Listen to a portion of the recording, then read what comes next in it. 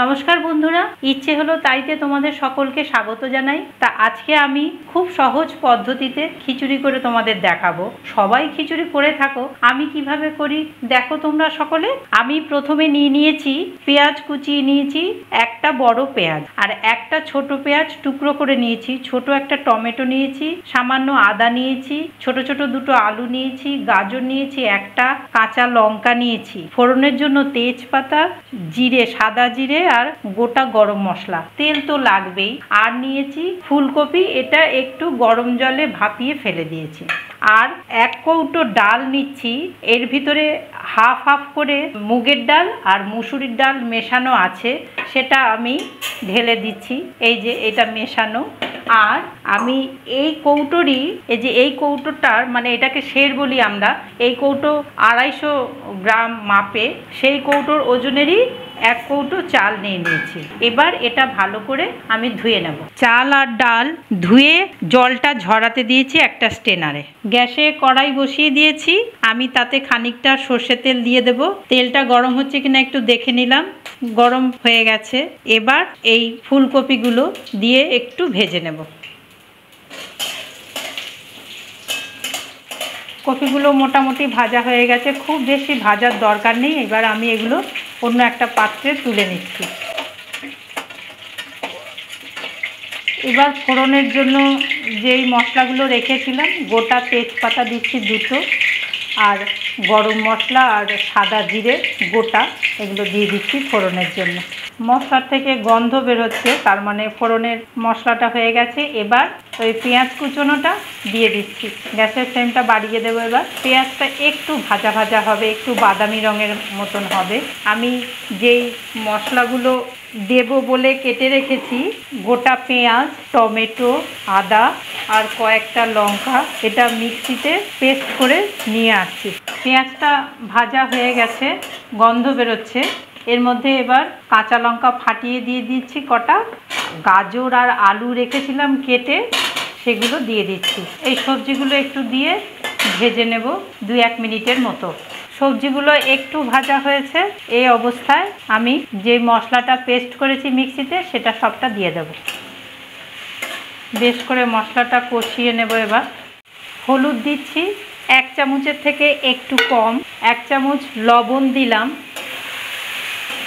1 চামচ জিরে গুঁড়ো দিলাম, সামান্য একটু জল দিয়ে মশলাটা কষিয়ে নিচ্ছি। গ্যাসের ফ্লেমটা বাড়িয়ে দিয়ে 1 মিনিট মতন মশলাটা একটু কষিয়ে নেব। মশলাটা থেকে তেল ছেড়ে এসছে, মশলাটা কষানো হয়ে গেছে। সামান্য চিনি দেব। চিনিটা দিলে কি হয়, খেতে ভালো লাগে। আর যাদের চিনি খাওয়া বারণ, তারা দেবেন না।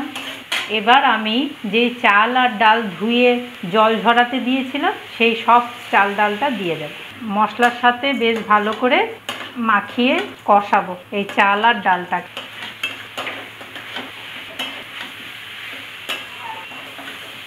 এইভাবে বেশ খানিকক্ষণ কষাবো, 2-3 মিনিটের মতো। মশলাটা কষানো হয়ে গেছে। এবার যে কপিগুলো ভেজে রেখেছিলাম, খুবই শক্ত শক্ত আছে, দিয়ে দিচ্ছি।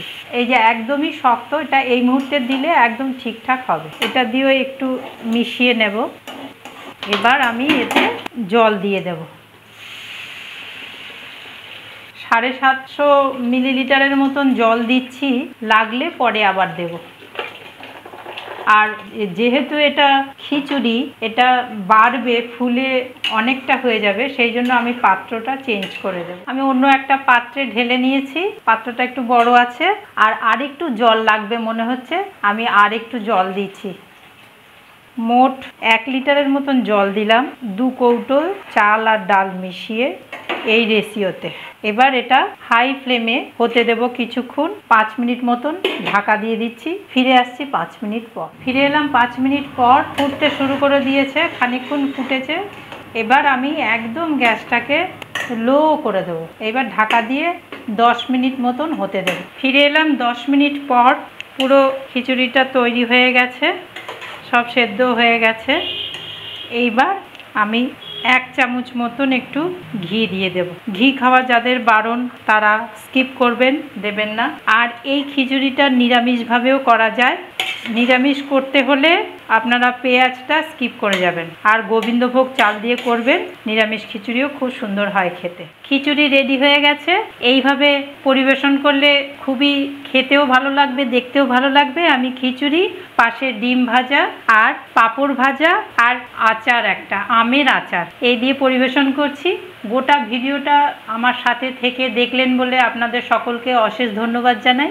এইভাবেই আমার পাশে থেকে আমার সাথে থাকবেন আর আমাকে সঙ্গ দেবেন। আর যারা সাবস্ক্রাইব করেননি এখনও, তারা সাবস্ক্রাইব করে পাশে থাকবেন, লাইক আর কমেন্ট দিয়ে আমায় বাধিত করবেন। আর দেখা হচ্ছে তাহলে নেক্সট ভিডিওতে। আজকের মতন আসি তাহলে, বাই।